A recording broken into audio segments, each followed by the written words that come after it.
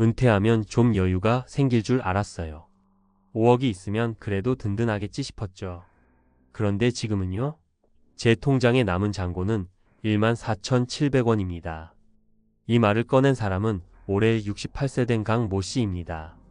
그는 대기업 기술직으로 35년을 성실히 일했고 퇴직할 때는 퇴직금과 연금, 그간 모은 금융자산을 포함해 노후자금 5억 원을 갖고 있었죠. 적지 않은 돈이었습니다. 그런데 은퇴 후 3년이 지나자 그 5억이 사라졌습니다. 사업에 실패한 것도 병원비가 큰 것도 아니었습니다. 그는 잘 살라고 도와준 사람들한테 돌아온 건 침묵뿐이었다고 말합니다. 우리 대부분은 은퇴 후 누군가에게 베푸는 일이 도움이자 인간관계의 증표라 믿습니다. 하지만 문제는 은퇴 후의 베품은 완전히 다른 결과를 부른다는 데 있습니다. 현역 시절에는 다시 벌 수 있었던 돈이 은퇴 이후엔 한번 나가면 다시 못 돌아오죠. 그리고 무엇보다 무서운 건 도움받은 사람들조차 그 상황을 당연하게 받아들이는 순간입니다. 은퇴 후 절대 쉽게 베풀지 말아야 할 3가지. 1. 자녀의 시작자금에 전 재산을 거는 것. 2. 형제 친척의 긴급 자금 요청에 무조건 응하는 것. 3. 오랜 지인의 부탁을 의리로 받아들이는 것. 이 3가지는 은퇴자들에게 특히 심리적으로 취약한 덫입니다. 도와줘야 한다는 마음, 내가 아니면 누가 하겠나라는 책임감, 그리고 내가 아직은 괜찮다는 착각이 겹쳐지면서 되돌릴 수 없는 선택으로 이어집니다. 이제 실제 사례를 통해 어떤 일이 벌어지는지 살펴보겠습니다. 사례 1. 자녀 창업 도와준 65세 아버지, 지금은 월세방 신세. 김정우 가명 씨는 중견기업에서 부장으로 퇴직한 뒤 5억 원가량의 자산을 가지고 있었습니다. 아들 34세의 외식 브랜드 창업을 하고 싶다고 하자 젊을 때 밀어줘야 성공하지라며 보증금 1억, 인테리어비 1.5억, 초기 운영자금 5천만 원까지 지원했죠. 하지만 창업 1년 만에 장사는 망했고 아들은 신용불량자가 되었습니다. 김 씨는 아들 대신 상환을 맡으며 나머지 노후 자금까지 썼고 결국 자신은 은퇴 4년 차에 아파트를 처분하고 전세도 아닌 월세방으로 옮겼습니다. 애한테 화내고 싶진 않아요. 근데 내가 다시는 벌 수 없는 돈이었단 걸 나중에야 알았죠. 사례 2. 조카 학자금 대줬던 66세 이모, 뇌경색 후 병원비도 못 내. 이정자 가명 씨는 66세 은퇴 간호사입니다. 자녀는 없고 남동생네 아이들을 아끼며 지냈죠.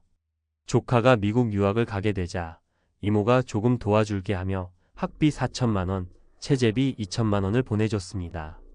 그렇게 3년간 조카를 지원하다 뇌경색이 와 입원하게 됐습니다. 그런데 조카는 연락을 끊었고 동생도 지금 형편이 어렵다며 병원비를 대줄 수 없다고 했습니다.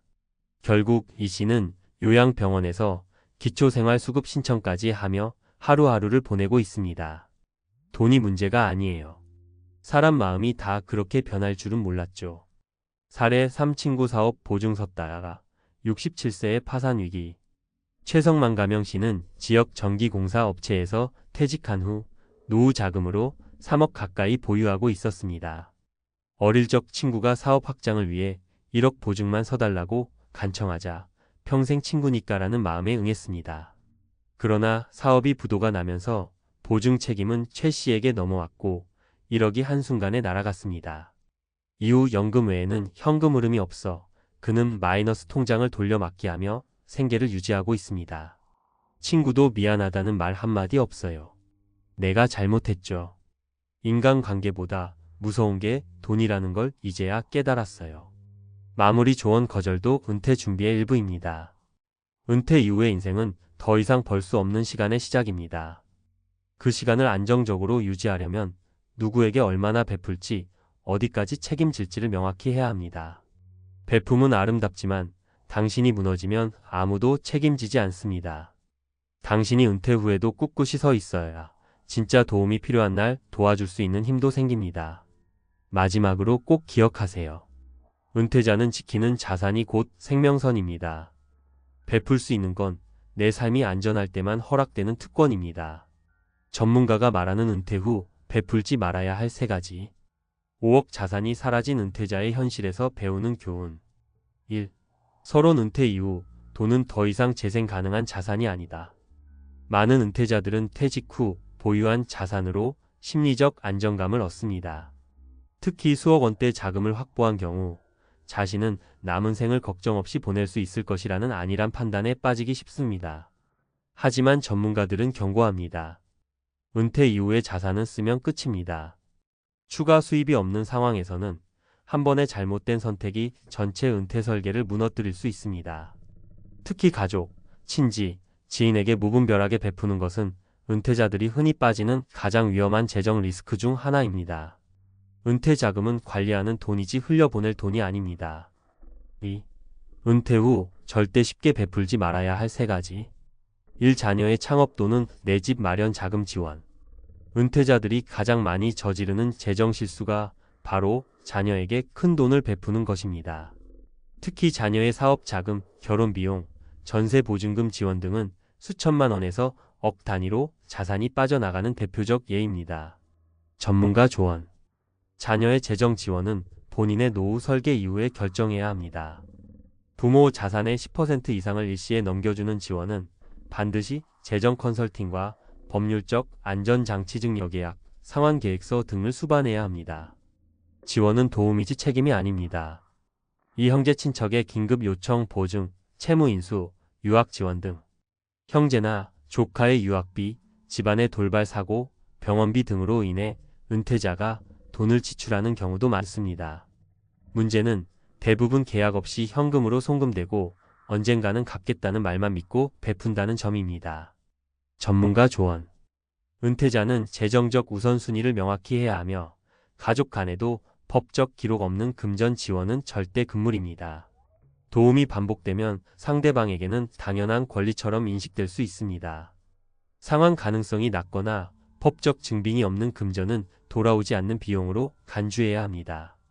3. 지인의 부탁을 의리나 감정으로 수락하는 행위 보증, 투자, 사업 참여. 같이 한번 해보자. 당신 믿고 같이 가는 거야. 한 번만 보증 서줘. 이런 말에 넘어가 베푸는 경우 전문가들은 거의 90% 이상 손실로 이어진다고 경고합니다. 특히 은퇴자의 경우 시간, 체력, 수입, 여력 모두 제한된 상태이므로 회복이 불가능할 수 있습니다. 전문가 조언. 사업, 보증, 공동투자 요청은 철저히 배제해야 합니다. 감정은 동의의 이유가 될 수 없습니다. 오로지 사실, 데이터, 법적 안전장치가 기준이 되어야 합니다.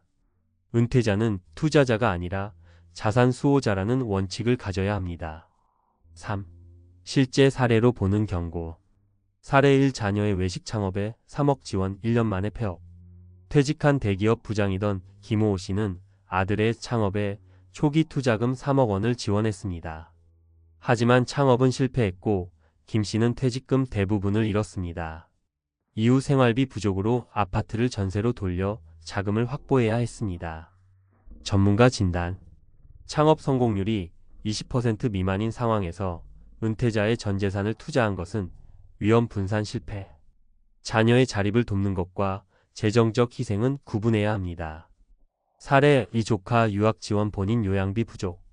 66세 여성은 조카의 미국 유학비와 생활비 명목으로 7천만 원을 지원했으나 이후 본인이 뇌경색으로 입원하면서 요양비가 없어 기초생활수급 신청을 하게 되었습니다. 전문가 진단. 친척 간 지원은 상환 의무가 불명확하고 은퇴자 본인의 리스크 대응력을 해칩니다. 사전 증빙과 반환 계획 없이 이뤄진 금전은 법적으로도 회수 불가능합니다. 사례 3. 친구 사업 보증 67세의 신용불량자. 지역 지인의 사업 확장에 보증을 선 최호 씨는 사업 부도로 인해 1억 원의 채무를 떠안고 신용불량자가 되었습니다. 기초연금과 국민연금만으로 생계를 유지 중입니다. 전문가 진단. 은퇴자는 보증채무 공동 책임에서 가장 먼저 배제되어야 할 인물입니다. 감정적 관계로 결정한 행위는 고위험이며 회복 불가한 결과를 낳습니다. 4. 결론. 은퇴 후의 선의는 경계심 위에 세워야 합니다. 은퇴 이후 베푸는 행위는 철저히 재정적 여건, 법적 안전, 상대방의 책임감이 전제되어야 합니다. 그렇지 않으면 평생을 쌓아온 자산이 단 몇 번의 실수로 무너질 수 있습니다. 전문가가 권하는 원칙 3가지. 노후 자금은 본인 생존과 돌발 상황을 대비한 필수 안전망이다.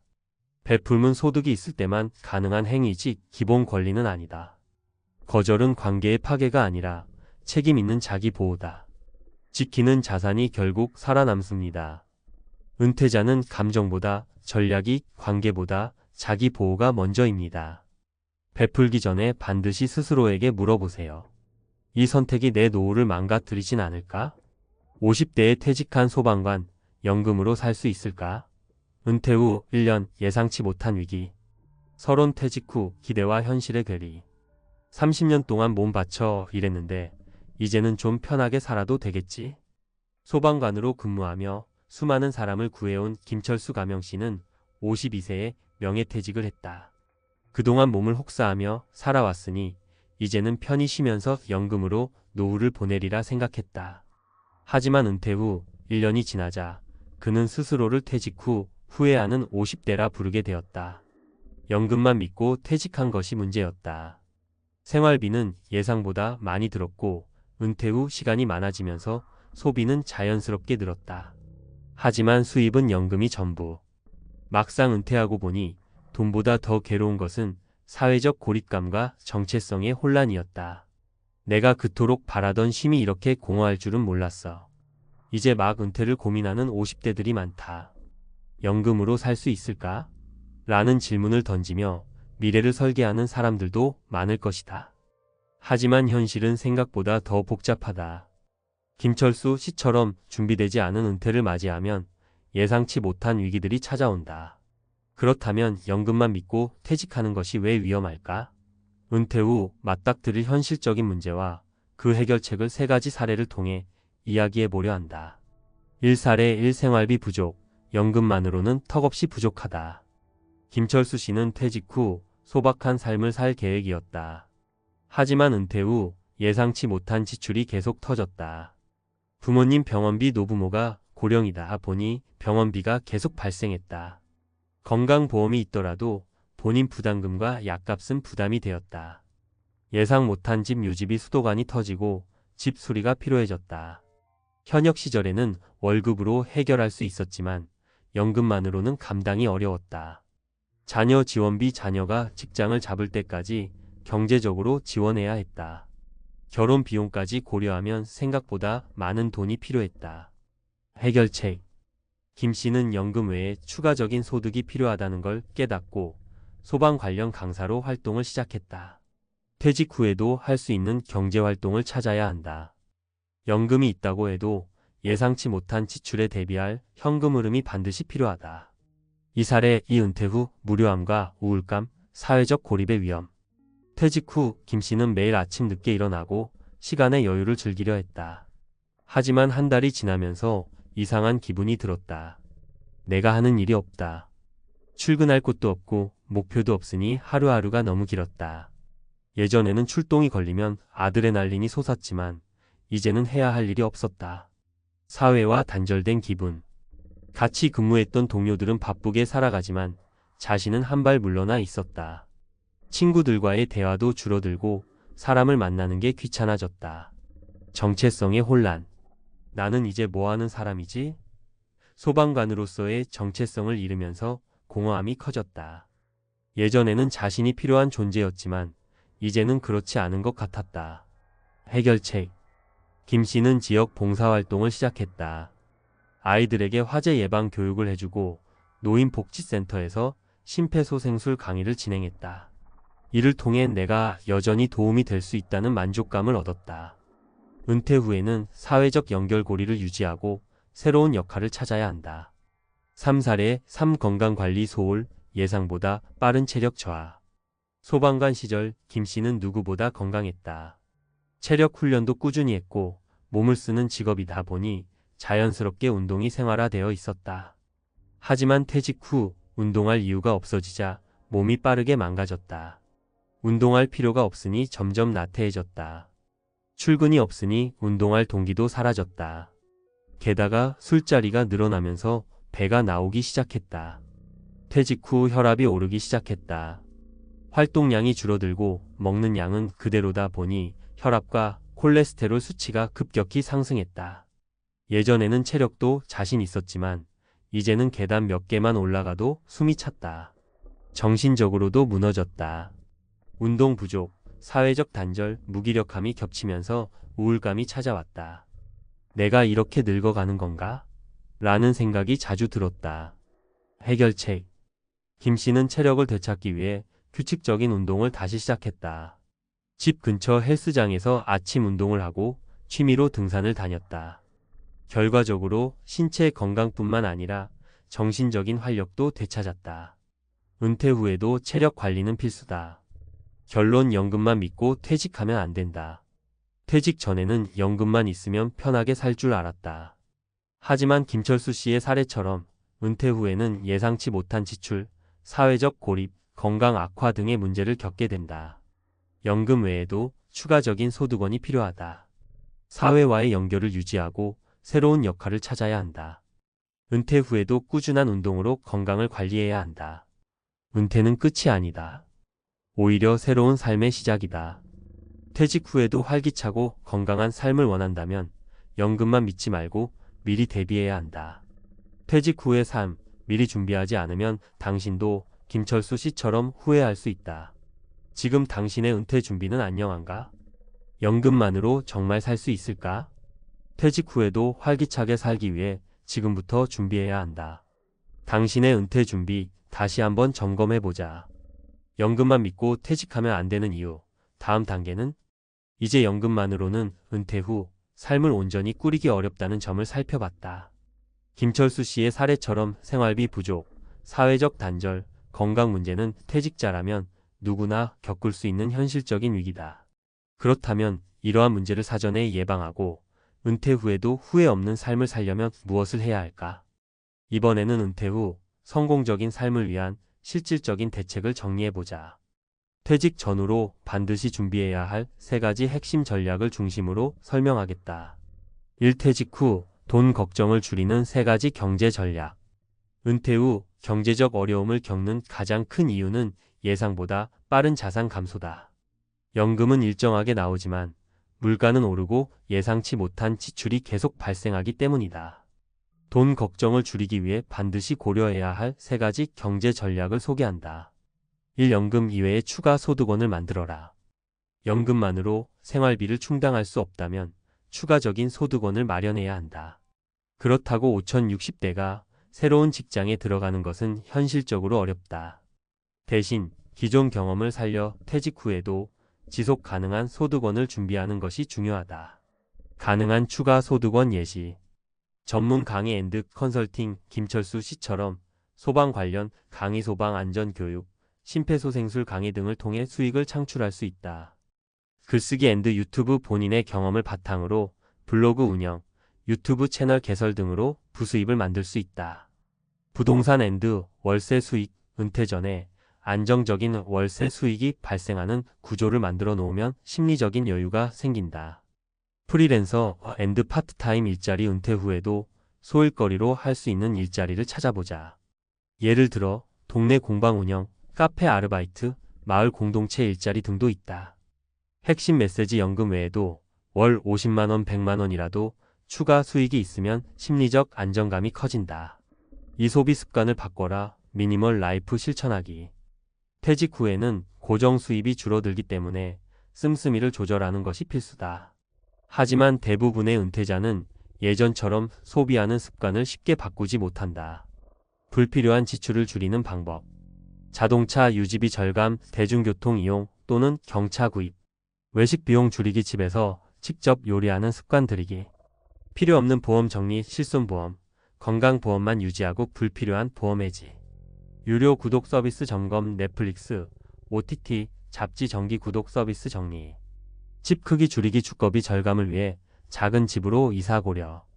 핵심 메시지. 소득이 줄어들었다면 씀씀이도 줄어야 한다. 현명한 소비 습관이 노후 파산을 막는다.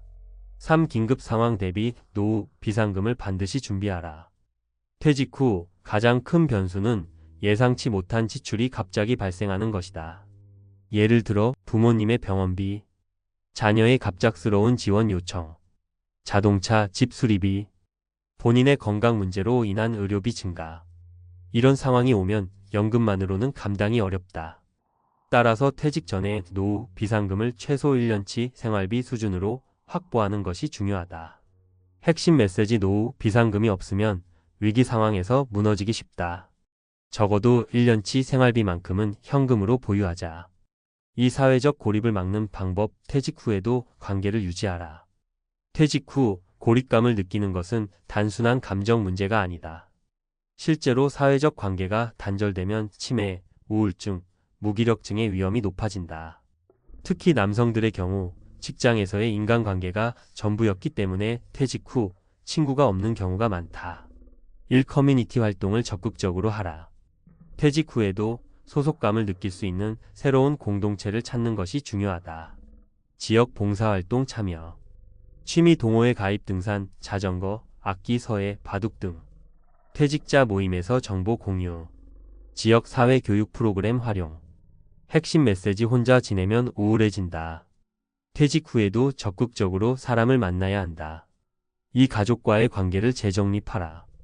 퇴직 후 가장 어려운 것 중 하나가 가족과의 관계 변화다. 은퇴 후 아내와의 갈등, 남편이 하루 종일 집에만 있어서 힘들다. 자녀와의 관계, 부모의 경제적 지원이 당연하다고 생각한다. 손주 돌봄 부담, 퇴직했으니 손주를 봐달라는 요청이 많다. 대처 방법: 아내와 대화를 통해 개인 공간을 존중하는 방법 찾기. 자녀와 금전적인 관계를 명확히 정리하기. 손주 돌봄은 강요받지 않고 스스로 결정하는 방식으로 조율하기. 핵심 메시지: 가족 간에도 적절한 거리 유지가 필요하다. 퇴직 후 새로운 역할을 설정하자. 3. 건강 유지 전략. 건강한 은퇴가 행복한 은퇴를 만든다. 퇴직 후 건강을 관리하지 않으면 의료비 증가와 삶의 질 저하로 이어진다. 다음과 같은 전략을 실천하자. 규칙적인 운동: 매일 30분 이상 걷기, 가벼운 근력 운동. 균형 잡힌 식사: 가공식품 줄이고 단백질과 채소 중심으로 식단 조절. 정기 건강검진 필수: 1년에 한 번 이상 건강검진 받기. 정신건강관리: 명상, 독서, 취미생활을 통해 우울증 예방. 핵심 메시지: 건강을 잃으면 모든 것이 끝난다. 운동과 건강한 식습관을 반드시 유지하자. 마무리: 은퇴 후 후회하지 않으려면? 퇴직 후 인생이 행복할지 후회할지는 은퇴 준비에 달려있다. 연금만 믿고 퇴직하면 경제적 문제, 사회적 고립, 건강 악화라는 세 가지 위기가 찾아온다. 50대에 준비해야 할 세 가지 핵심 전략. 1. 연금 외에 추가 소득원을 확보하라. 2. 소비 습관을 바꾸고 비상금을 준비하라. 3. 사회적 관계와 건강을 관리하라. 은퇴 후에도 돈, 인간관계, 건강을 잘 관리하면 후회 없는 인생을 살 수 있다. 당신은 은퇴 준비가 충분한가? 지금부터 시작해도 늦지 않았다. 평생을 열심히 일해 모아둔 돈이 이제는 내 노후를 지켜줄 거라 믿었던 당신, 혹시 이런 걱정 해보신 적 있나요? 내가 준비한 이 돈으로 과연 편안한 은퇴 생활을 할 수 있을까? 아니면 금융 전문가가 추천한 상품인데 정말 믿어도 될까? 특히 은퇴를 앞둔 50대, 60대가 되면 이런 고민은 더욱 깊어집니다. 주변에서 들려오는 실패담은 불안감을 키우죠. 믿었던 은행에서 소개한 금융 상품이 큰 손해를 봤다더라. 보험사 추천 상품을 들었는데 나중에 보니 수익률이 형편없었다더라. 이런 이야기를 들을 때마다 혹시 나도 잘못된 선택을 한 건 아닐까? 하는 의심이 생깁니다. 사실 금융 전문가나 은행 직원은 우리의 편이 아닙니다. 그들이 알려주지 않는 진실이 있기 때문이죠. 이걸 모르면 평생 모은 돈이 한순간에 사라질 수도 있습니다. 오늘은 바로 이 진실과 노후 자산을 안전하게 지키는 유일한 방법을 이야기해 보려 합니다. 지금부터 시작합니다. 은행 직원이 말하지 않는 진실. 노후 자산 파산 막는 유일한 방법. 50대, 60대라면 공감하실 겁니다. 지금까지 열심히 일해서 모은 돈, 퇴직금, 그리고 각종 금융상품에 담긴 자산들이 과연 내 노후를 지켜줄 수 있을까 하는 불안한 말이에요. 특히 은퇴가 가까워질수록 내가 정말 올바른 선택을 했나? 하는 생각에 밤잠을 설친 적도 있을 겁니다. 오늘은 금융기관들이 말하지 않는 진실과 노후 자산을 지키는 현실적인 방법에 대해 이야기해 보겠습니다. 사례를 통해 보다 설득력 있게 풀어보죠. 1. 은행이 추천한 상품, 손해를 부른 사례. 먼저 제 지인 중 한 분 이야기를 해볼게요. 56세에 퇴직한 김 씨는 은행 직원의 강력한 추천을 받아 변액보험에 가입했습니다. 원금도 보장되고 높은 수익률도 기대할 수 있다는 말에 솔깃했죠. 하지만 5년이 지난 지금 그는 원금을 회복하기는커녕 관리비와 수수료로 인해 수익이 마이너스가 되었습니다. 은행 직원은 자신이 판매한 상품의 성과를 책임지지 않습니다. 그들의 목표는 실적을 채우는 것이지 고객의 자산을 불려주는 것이 아니니까요. 김 씨의 사례는 은행 직원의 말만 믿고 상품에 가입하는 것은 위험하다는 것을 보여줍니다. 그렇다면 어떻게 해야 할까요? 금융상품에 가입하기 전에 꼭 상품의 구조와 리스크를 이해하고 나만의 기준을 세워야 합니다. 전문가의 조언을 듣더라도 최종 판단은 본인이 내리는 게 중요합니다. 2. 안전한 연금 상품에 의존하다가 후회한 사례. 이번에는 조금 다른 이야기를 해볼게요. 박 씨 부부는 50대 초반에 연금보험 상품에 가입했습니다. 안전하게 노후를 준비하자는 생각이었죠. 하지만 60대가 된 지금 연금 수령액을 계산해보니 월 100만 원도 안 되는 금액이었습니다. 물가 상승률과 예상되는 생활비를 고려할 때 턱없이 부족했죠. 문제는 금융기관이 안전이라는 단어로 고객을 안심시키지만 그 안전 뒤에 숨겨진 낮은 수익률을 강조하지 않는다는 겁니다. 안전하다는 말에 속아 중요한 자산을 묶어두면 정작 필요한 시기에 활용할 수 없게 되는 경우가 많습니다. 박 씨의 경험에서 알 수 있는 교훈은 한 가지 상품에만 의존하지 말고 자산을 분산해야 한다는 것입니다. 연금, 현금성 자산, 투자 자산 등을 적절히 배분하여 다양한 리스크에 대비하는 전략이 필요합니다. 3. 증권사 추천대로 투자했다가 큰 손해를 본 사례. 마지막으로 이야기할 사례는 적극적인 투자 성향을 가진 이 씨입니다. 50대 후반에 퇴직한 그는 증권사의 투자 컨설턴트에게 조언을 받아 고수익을 기대할 수 있는 해외 펀드에 투자했습니다. 처음에는 수익이 나는 듯 했지만 글로벌 시장 변동성이 커지면서 펀드는 큰 폭으로 하락했고 결국 원금의 30%를 잃었습니다. 증권사 컨설턴트들은 투자 상품을 판매하는 데 초점을 맞춥니다. 고객이 손해를 보더라도 그들의 책임은 아닙니다. 투자에는 리스크가 따른다는 사실을 강조하기보다 수익률만 부각시키는 경우가 많습니다. 이 사례에서 배울 점은 무엇일까요? 투자할 때는 철저히 본인의 재정 상태와 위험 감수 능력을 고려해야 한다는 것입니다. 남의 조언에만 의존하지 말고 스스로 공부하고 판단할 수 있는 능력을 길러야 합니다. 노후 자산 관리를 위한 3가지 핵심 전략. 위 사례들을 통해 우리는 한 가지 중요한 교훈을 얻을 수 있습니다. 내 자산은 내가 지켜야 한다는 것입니다. 금융기관은 우리의 노후를 책임져 주지 않습니다. 그렇다면 어떻게 해야 할까요? 1. 자산을 분산하라. 한 가지 금융상품에 자산을 몰아넣는 것은 위험합니다. 현금, 연금, 투자 자산 등을 균형 있게 배분하세요. 분산 투자는 리스크를 줄이고 안정성을 높이는 기본 원칙입니다. 2. 스스로 공부하라. 금융상품에 가입하거나 투자를 하기 전에 충분히 공부하세요. 상품의 구조, 리스크, 수수료 등을 꼼꼼히 따져보세요. 인터넷이나 강의를 통해 기본적인 재테크 지식을 쌓는 것도 큰 도움이 됩니다. 3. 긴급 자금을 준비하라. 예상치 못한 상황에 대비해 생활비 6개월에서 1년치에 해당하는 긴급 자금을 따로 준비하세요. 이것은 어떤 금융상품보다 안전한 버팀목이 될 것입니다. 노후 자산 전문가도 속는다면 이제는 스스로 지킬 때 은행, 보험사, 증권사 등 금융기관에 기대는 것은 은퇴를 앞둔 많은 분들에게 여전히 익숙한 방식입니다. 하지만 전문가조차 속는 금융 상품의 세계에서 우리의 노후 자산을 지키는 방법은 무엇일까요? 오늘은 전문가 칼럼의 형태로 구체적인 실행 전략과 통찰력을 나눠보겠습니다. 편안하게 읽으시면서 노후 자산 관리의 실마리를 찾아보세요. 1. 금융기관은 왜 우리의 노후를 책임지지 않는가? 먼저 금융기관의 구조부터 짚어봅시다. 은행 직원, 보험사 설계사, 증권사의 컨설턴트가 당신을 진심으로 도와주고 싶어 한다고 믿고 계신가요? 물론 그들 중 일부는 선의로 움직일 수 있지만 이들은 기본적으로 회사 실적이라는 틀 안에서 활동합니다. 쉽게 말해 그들의 목적은 고객의 자산 증식보다 자신들의 수익 창출에 더 초점이 맞춰져 있다는 겁니다. 예를 들어볼까요? 최근 한 은퇴자 모임에서 만난 58세의 김 씨는 이런 경험을 털어놨습니다. 그는 퇴직금 2억 원을 은행 직원이 추천한 안전한 연금형 상품에 투자했습니다.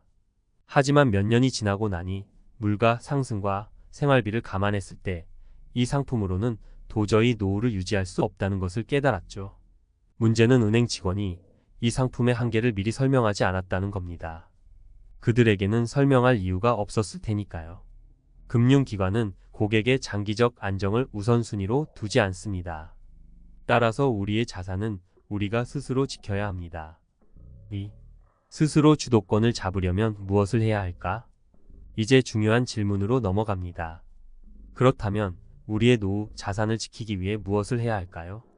여기서는 세 가지 구체적인 전략을 제안합니다. 1. 자산의 분산 투자를 기본으로 하라. 우리는 종종 한 곳에 모든 자산을 몰아넣는 실수를 합니다. 은행 상품, 보험, 펀드 등 하나의 옵션에 지나치게 의존하는 것은 매우 위험합니다. 특히 노후 자산은 안정성을 최우선으로 하되 약간의 수익성도 놓치지 말아야 합니다. 예를 들어 현금 자산의 30%, 안정적인 배당주나 ETF의 20%, 물가 상승을 방어할 수 있는 실물 자산의 금이나 부동산의 20% 등으로 분산하는 전략이 효과적일 수 있습니다. 김 씨처럼 한 가지 상품에 올인했다가 후회하는 대신 자산을 여러 곳에 나누어 리스크를 분산하세요. 한 바구니에 모든 계란을 담지 말라는 말은 이럴 때 유효합니다. 이 금융상품의 진짜 비용을 따져보라. 금융상품의 광고나 설명서를 보면 정말 매력적인 조건들이 쏟아집니다. 수익률 5%, 원금 보장, 고객 맞춤형 설계 같은 문구는 우리를 안심시킵니다. 하지만 상품의 수수료와 관리비, 심지어 중도 해지 시 발생하는 페널티까지 감안한다면 이야기가 달라집니다. 박 씨의 사례를 살펴볼까요? 그는 50대 초반의 보험사 설계사가 추천한 연금보험 상품에 가입했습니다. 하지만 중도의 수익이 나지 않자 해지하려 했고 그 과정에서 큰 페널티를 물어야 했습니다. 보험사 측은 처음 계약할 때 설명했다고 하지만 계약 당시에는 이런 부분이 충분히 강조되지 않았던 것이 문제였습니다. 상품을 가입하기 전에는 반드시 숨겨진 비용이 무엇인지 명확히 파악해야 합니다. 이는 금융기관이 잘 말하지 않는 부분이기 때문에 본인이 꼼꼼히 따져봐야 합니다. 3. 긴급 자금을 반드시 확보하라.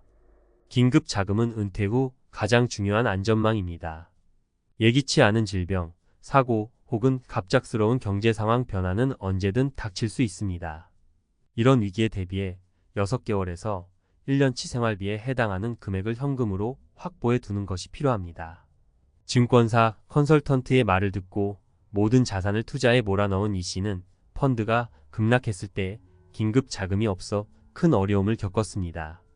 그는 결국 원치 않는 조건으로 대출을 받아야 했고 그로 인해 은퇴 생활의 질이 크게 떨어졌습니다.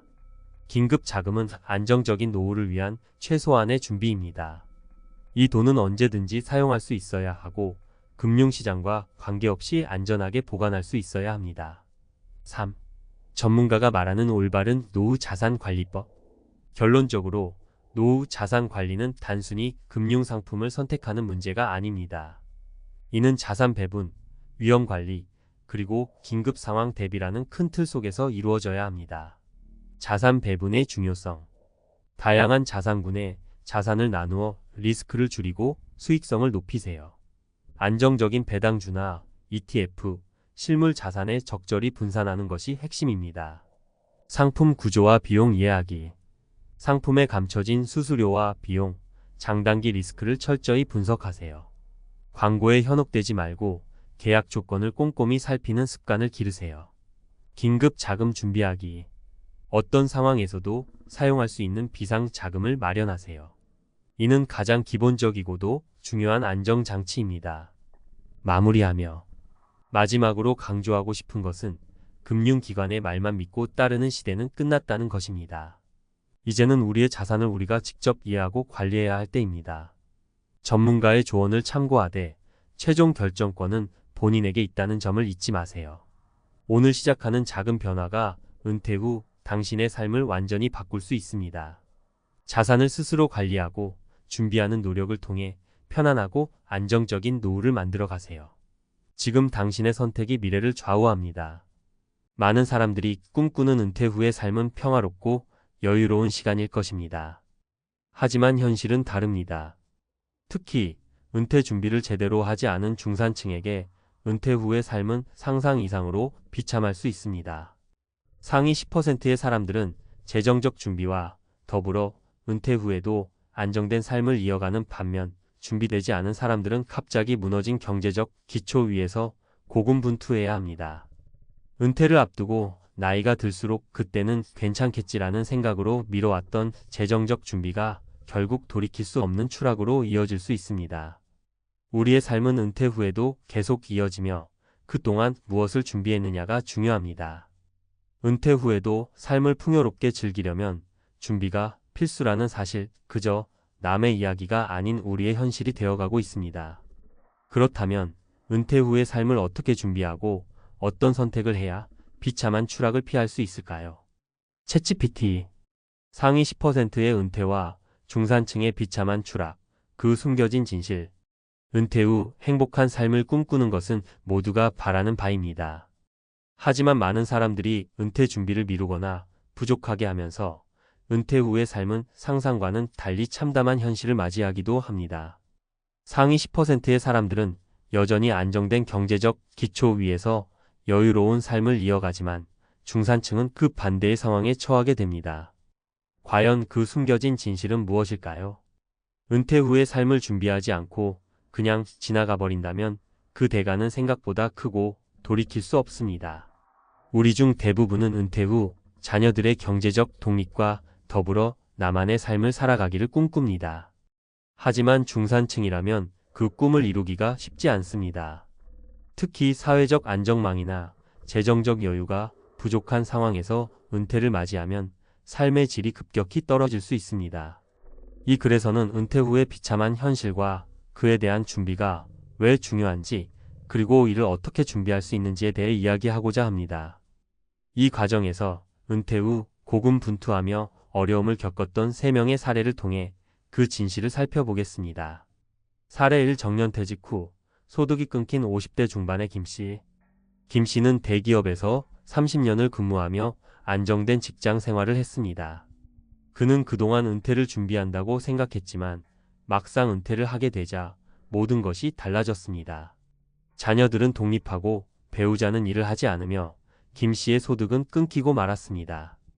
은퇴 전에 자주 여행을 떠나고 고급 레스토랑에서 외식을 하며 여유로운 생활을 하던 김씨는 갑자기 경제적 압박을 느끼게 되었습니다. 김씨는 그동안 매달 나가는 급여에 의존해왔기 때문에 은퇴 후에는 그 수입을 대신할 어떤 것도 준비해두지 않았습니다. 결국 김씨는 계속해서 저축을 끌어쓰고 결국 몇 년 안에 재정적으로 매우 힘든 상황에 처하게 되었습니다. 그의 경우 은퇴 후 준비가 부족한 탓에 경제적 어려움을 겪고 그와 동시에 삶의 질도 급격히 떨어졌습니다. 김씨처럼 은퇴를 준비하지 않으면 어느 날 갑자기 모든 것이 바닥을 칠 수 있다는 사실을 명심해야 합니다. 은퇴 후의 삶은 언제든지 우리를 덫에 빠뜨릴 수 있습니다. 사례 2. 부동산에만 의존했던 박씨의 참담한 은퇴. 박씨는 40대 중반부터 부동산 투자에 집중하며 부자 되기의 꿈을 키워왔습니다. 매달 급여 외에도 부동산 투자로 나름의 수익을 얻으며 은퇴 후에는 안정적인 생활을 할 수 있을 거라고 생각했습니다. 하지만 예상치 못한 경제 불안과 부동산 시장의 침체로 그의 계획은 순식간에 물거품이 되었습니다. 박 씨는 은퇴 준비를 부동산에만 의존했기 때문에 부동산 시장의 변동성을 고려하지 않았습니다. 결국 은퇴를 하자마자 재정적 여유가 사라졌고 매달 고정적인 소득이 없는 상황에서 생활이 어려워졌습니다. 심지어 그가 구입했던 부동산은 급격히 가치가 하락하면서 예전처럼 수익을 창출할 수 없었습니다. 박 씨의 경우처럼 부동산이나 특정 자산에만 의존한 은퇴 준비는 매우 위험할 수 있습니다. 시장의 변화나 예기치 못한 경제 상황에 따라 우리가 생각한 은퇴 계획은 쉽게 무너질 수 있습니다. 다양한 투자 방법과 안정적인 재정 관리를 통해 은퇴를 준비하는 것이 필수적입니다. 사례 3 나이 들어서야 깨달은 은퇴 준비의 중요성 최 씨의 이야기. 최 씨는 50대 초반까지 은퇴에 대해 크게 고민하지 않았습니다. 그는 은퇴를 단지 앞으로의 여유로운 시간 정도로만 생각했고 그만큼 준비를 소홀히 했습니다. 하지만 어느 날 갑자기 건강 문제로 직장을 떠나야 하는 상황이 발생했습니다. 그동안 매일 열심히 일하고 급여에만 의존했던 그는 직장 생활이 끝나면서 현실적인 충격을 받았습니다. 그의 건강 문제는 예상보다 심각했지만 가장 큰 문제는 은퇴 후 재정적 준비가 전혀 없다는 사실이었습니다. 최 씨는 은퇴 후에도 계속해서 일을 해야 할 상황에 놓이게 되었습니다. 건강 상태가 좋지 않아서 전일제로 일을 할 수 없었고 자영업을 시작하려 해도 초기 비용과 리스크가 만만치 않았습니다. 최 씨처럼 많은 사람들이 은퇴를 준비하면서 그저 돈을 조금 모으면 될 것이라고 생각합니다. 하지만 은퇴 후의 생활은 단순히 돈만으로 해결되지 않습니다. 건강, 여가, 사회적 관계 등 다양한 요소들이 고려되어야 합니다. 최 씨의 사례처럼 건강이 급격히 나빠질 경우 은퇴 후 삶의 질이 급격히 떨어질 수 있다는 점을 명심해야 합니다. 왜 은퇴 준비가 중요한가? 이러한 사례들을 통해 은퇴 준비의 중요성을 절실히 느낄 수 있습니다. 특히 은퇴를 준비하는 나이가 점점 늦어질수록 상황은 더 악화될 수 있습니다. 중산층 사람들이 흔히 하는 실수는 은퇴를 막연히 멀리 있는 일로 생각하고 준비를 미루는 것입니다. 그러나 은퇴 후의 삶은 우리가 상상하는 것보다 훨씬 더 현실적이고 준비가 철저히 이루어져야 합니다. 첫째, 다양한 수입원을 확보해야 합니다. 은퇴 후에는 급여가 끊어지기 때문에 그 대신 정기적인 수입을 창출할 수 있는 방법을 마련해야 합니다. 주식, 채권, 부동산, 연금 등 다양한 자산을 통해 수익을 확보할 수 있는 전략이 필요합니다. 둘째, 건강 관리를 소홀히 하지 말아야 합니다. 은퇴 후의 삶에서 건강은 중요한 자산입니다. 최 씨와 같은 사례처럼 건강 문제는 은퇴 후 경제적 독립을 방해할 수 있습니다. 따라서 일찍부터 규칙적인 운동과 건강 관리를 통해 은퇴 후에도 즐거운 생활을 할 수 있도록 준비해야 합니다. 셋째, 정신적인 준비가 필요합니다. 은퇴 후에는 시간이 많아지면서 사회적 활동이 줄어들 수 있습니다. 그렇기 때문에 정신적, 정서적 준비가 중요합니다. 은퇴 후에는 자신만의 취미나 활동을 통해 삶의 만족도를 높이는 것이 필요합니다. 결론, 은퇴 후 삶의 질을 높이기 위한 준비. 상위 10%의 사람들과 중산층 사람들의 은퇴 후 삶의 차이는 분명합니다. 상위 10%는 안정된 경제적 기반과 함께 즐거운 은퇴 생활을 하고 있지만 준비가 부족한 중산층은 은퇴 후에도 고생하게 되는 경우가 많습니다. 중요한 것은 은퇴가 다가왔을 때 그때 준비하면 되겠지라는 생각을 버리고 지금부터 차근차근 준비하는 것입니다. 은행이나 보험사, 증권사에만 의존하는 것이 아니라 다양한 자산을 분산하여 은퇴 후에도 안정된 삶을 유지할 수 있는 방법을 찾아야 합니다. 또한 건강과 정신적인 준비도 철저히 해야 합니다. 이러한 준비가 제대로 이루어진다면 은퇴 후에도 평화롭고 여유로운 삶을 이어갈 수 있을 것입니다. 인생의 마지막 부분을 어떻게 보낼지에 대한 준비가 바로 현재의 선택에 달려 있다는 사실을 명심하세요. 준비된 은퇴는 비참한 추락을 막고 행복한 노후를 맞이할 수 있는 길이 됩니다. 전문가 칼럼, 은퇴 후 후회하지 않으려면 준비는 지금부터 시작해야 한다. 나이가 들면 저절로 준비가 될 것이다. 많은 사람들이 은퇴를 마주하며 이렇게 생각하곤 합니다. 은퇴는 먼 미래의 일이라 자신이 언제 은퇴를 하게 될지 알 수 없고 그때가 되어 준비를 하면 될 거라고 생각하는 것이죠. 하지만 현실은 다릅니다. 은퇴를 준비하지 않으면 그때 가서 후회하는 경우가 많고 그 후에는 돌이킬 수 없다는 점에서 매우 중요합니다. 은퇴 후 내가 너무 늦었나? 라는 생각을 하게 되지 않으려면 지금부터 준비하는 것이 중요합니다. 전문가로서 제가 오늘 여러분께 이야기하고 싶은 것은 바로 이 점입니다. 은퇴 후 후회하지 않으려면 무엇을 어떻게 준비해야 할지 지금부터 함께 고민해 보겠습니다. 1. 은퇴 준비가 늦어졌다는 느낌을 받는 순간.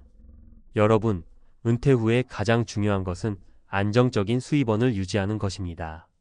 하지만 그 수입원이 없는 상태에서 은퇴 후의 삶을 맞이하는 것만큼 비참한 일은 없습니다. 자, 이제 여러분의 상황을 한번 돌아보세요. 만약 지금 은퇴를 하게 되면 생활비는 어떻게 마련하실 계획인가요? 여기서 한 가지 사례를 들어볼게요. 김진호 씨는 50대 중반에 접어든 회사원입니다. 그는 젊은 시절 은퇴를 준비한다고 생각하며 직장에서 일을 열심히 해왔습니다. 그는 주식과 부동산 투자로 노후 자금을 마련하고 있다고 믿었죠. 하지만 예상치 못한 경제 불안과 부동산 시장 침체로 그는 곤란한 상황에 처하게 되었습니다. 예전처럼 자산이 상승하지 않으니 그의 은퇴 준비는 순식간에 무너지고 말았죠. 김 씨의 경우처럼 불확실한 경제 상황에서 자신이 가진 자산이나 투자만으로 은퇴를 준비하는 것은 위험할 수 있습니다. 은퇴 후에도 안정적인 수입원을 만들어 놓지 않으면 예기치 않은 상황에 직면했을 때 큰 어려움을 겪게 됩니다. 2. 은퇴 후의 재정적 독립, 그 첫걸음은 다양한 수입원 만들기. 은퇴 후 재정적 안정성을 유지하기 위한 첫 번째 단계는 바로 다양한 수입원을 확보하는 것입니다. 은퇴 준비를 한다는 것은 결국 더 이상 일하지 않아도 되는 상황을 만드는 것입니다. 하지만 많은 사람들이 은퇴 후에도 수입이 끊기지 않도록 하기 위해 다양한 수입원을 마련하는 데 소홀히 합니다. 예를 들어 박철수 씨는 60대 중반에 은퇴 후에도 꾸준한 소득을 얻고 있습니다.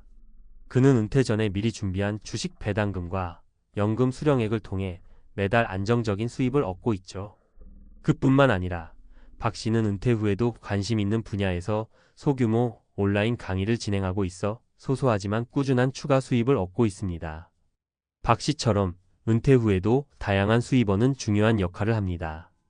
이는 단지 금융 자산에 의존하지 않고 더 나아가 취미나 관심사를 통해 추가적인 수입을 얻을 수 있는 방법이 될 수 있습니다. 지금부터라도 여러분의 관심사나 기술을 기반으로 한 수입원을 찾아보는 것이 중요합니다. 3.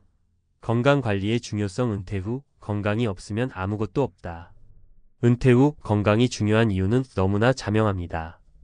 은퇴를 앞두고 자산만 준비하고 건강을 무시하는 사람들을 많이 봤습니다. 그 결과 은퇴 후 건강을 잃고 의지할 수 있는 재정적 여유가 없어진 경우가 많았죠. 건강이 없다면 아무리 많은 돈이 있어도 즐기지 못하는 것이 현실입니다. 정미경 씨는 은퇴 후에는 여행도 가고 가족들과 여유롭게 시간을 보내며 행복한 삶을 꿈꿨습니다. 그런데 은퇴 후 1년이 지나자 건강이 급격히 나빠지며 모든 계획이 무산되었습니다. 미경 씨는 과거부터 운동을 싫어했고 건강에 대한 관리도 소홀히 했습니다. 그 결과 무릎 관절이 나빠져 여행을 가기 어려운 상황이 되었고 가족들과의 여유로운 시간도 점차 줄어들게 되었습니다. 건강은 은퇴 후 삶의 질을 좌우하는 중요한 요소입니다. 일찍부터 꾸준한 운동과 건강 관리를 하는 것은 매우 중요합니다. 특히 심혈관 질환, 당뇨, 고혈압 등 만성 질환을 예방하기 위한 노력은 필수입니다. 또한 정신적으로 건강을 유지하는 것도 중요합니다. 은퇴 후 생활의 대부분을 보내게 될 시간에 건강한 몸과 마음을 유지하려면 미리 준비하는 것이 중요하다는 점을 잊지 말아야 합니다. 4. 정신적 준비도 중요하다. 은퇴 후 내가 무엇을 할 것인가에 대한 고민. 은퇴 후에 무슨 일을 해야 할까? 은퇴 후 가장 많이 하는 고민 중 하나입니다. 은퇴 후 갑자기 시간이 많아지면 무엇을 해야 할지 막막해지기 쉽습니다. 이러한 공허함을 느끼지 않으려면 정신적인 준비가 필요합니다. 김영희 씨는 은퇴 후의 삶을 준비하면서 가장 중요하게 생각한 것은 바로 자신의 취미를 찾는 것이었습니다. 김 씨는 음악을 좋아했지만 직장 생활로 인해 그동안 제대로 시간을 낼 수 없었습니다. 은퇴 후 그녀는 음악을 다시 시작하며 자원봉사 활동도 병행하였습니다. 덕분에 김 씨는 은퇴 후에도 의미 있는 시간을 보내며 삶의 만족도를 높일 수 있었습니다. 정신적 준비는 그만큼 중요합니다. 은퇴 후에는 시간이 많아지므로 그 시간을 어떻게 보낼지에 대한 고민을 미리 해두는 것이 필요합니다. 취미를 찾고 사회적 관계를 유지하며 나만의 의미 있는 일을 만들어 나가는 것이 은퇴 후에도 활기찬 삶을 유지하는 방법입니다. 5. 은퇴 준비는 생활비 절약부터 시작하자. 마지막으로 은퇴 후 생활비를 절약하는 방법을 고려해야 합니다. 은퇴 후에는 일정한 소득이 줄어들기 때문에 생활비를 어떻게 효율적으로 관리할 것인지에 대한 고민이 필요합니다. 생활비 절약은 은퇴 후 여유 있는 삶을 위한 첫걸음입니다. 이재훈 씨는 은퇴 후 매달의 고정 지출을 줄이기 위해 모든 비용을 면밀히 분석했습니다. 그는 주거비, 교통비, 식비 등을 절감할 수 있는 방법을 찾아내고 그 돈을 은퇴 자금으로 보탰습니다. 또한 적절한 보험 가입을 통해 예상치 못한 의료비를 대비했죠. 이 씨의 경우처럼 철저한 생활비 관리와 계획적인 지출 절약은 은퇴 후에도 여유로운 삶을 만들어주는 핵심 요소입니다. 결론: 은퇴 후의 비참한 현실을 피하는 방법. 은퇴 후 비참한 현실을 피하려면 지금부터 준비를 시작해야 합니다. 다양한 수입원을 확보하고 건강을 관리하며 정신적 준비를 하는 것, 그리고 생활비를 절약하는 방법까지. 은퇴 후의 삶을 충실하고 행복하게 만들기 위한 준비는 미리 시작해야 할 중요한 일입니다. 내가 지금 준비하고 있는 걸까? 라는 질문을 자신에게 던져보세요. 그리고 그 준비가 부족하다면 지금이라도 그 준비를 시작하십시오. 은퇴는 언제나 다가옵니다. 하지만 그 후 어떤 삶을 살게 될지는 우리가 어떻게 준비하느냐에 달려 있습니다. 준비된 은퇴는 후회 없는 노후를 보장할 것입니다.